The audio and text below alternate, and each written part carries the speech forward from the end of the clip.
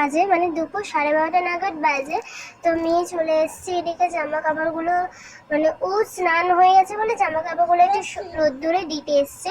তো আজকে ভালোই সূর্যের আলোটা পড়ে উঠেছে, আর দুদিন তো মেঘলা ছিল, তো মেঘলা আকাশ। আর এখন আজকে দিনটা একটু তাও রোদ্দুর উঠেছে বলতে গেলে। আগের যা বৃষ্টি, বাপরে বাপ, সব কোনো কোনো জায়গায় তো শুনছি বন্যা হয়ে গেছে। তো জানি না, তো আমাদের এদিকে বন্যার জন্য কিছু হয়নি, তো মাঠে একটু আধটু জল উঠেছে, তো আমাদের রাস্তায় জল ওঠেনি অতটাও। তো ওইদিকে ও জামা কাপড়গুলো দিয়ে দিচ্ছে, দেওয়ার পরে ও নিচে নামবে, সব যেগুলো শুকিয়ে গেছে সেই জামা কাপড়গুলো নিয়ে। তো এইদিকে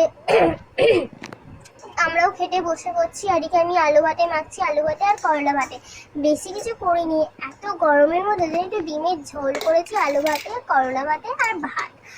তো খেয়ে একটু শোবো, শুয়ে ধুয়ে একটু ঘুম থেকে উঠেই মেয়ে সন্ধ্যেটা দিয়ে দিয়েছে, দিয়েই আমরা একটু বেরিয়ে পড়লাম জগদীশপুরের দিকে। কারণ জগদীশপুর দিকে আমার মেয়ের একটু স্কুল বুট কেনার আছে, তো অনেক কিছু কেনাকাটির আছে বলে, তাই জন্য একটু জগদীশপুরের দিকে যাচ্ছি। আর আজকে তো রবিবার, ছুটির দিন, তো দোকানেও প্রচুর ভিড় ছিল, তো দোকানে আর ভিডিওটা করা হয়নি, কারণ এত ভিড়ে ঠেসাঠেসি ছিল, আর মানে কি বলবো, করাই হচ্ছিল না। আর এখন তো সামনেই পুজো, আর সামনে পুজো বলে এত দোকানগুলো ভিড় হয় কি বলবো। তো সব কেনাকাটি করে আমরা আবার বাড়ির দিকে যাচ্ছি। এটা হচ্ছে আমাদের মেইন 3 নম্বর।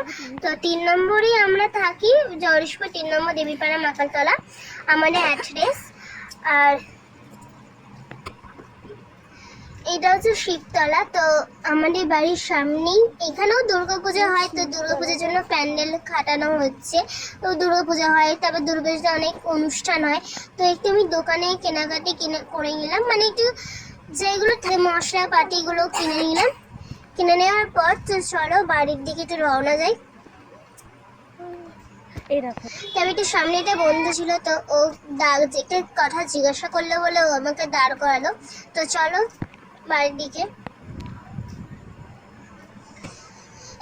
আজকে বেশি বড় ভিডিও বা ব্লগ তোমাদের সাথে শেয়ার করতে পারছি না, যতটুকুন হয়েছে কেমন হয়েছে প্লিজ কমেন্টে জানাবে।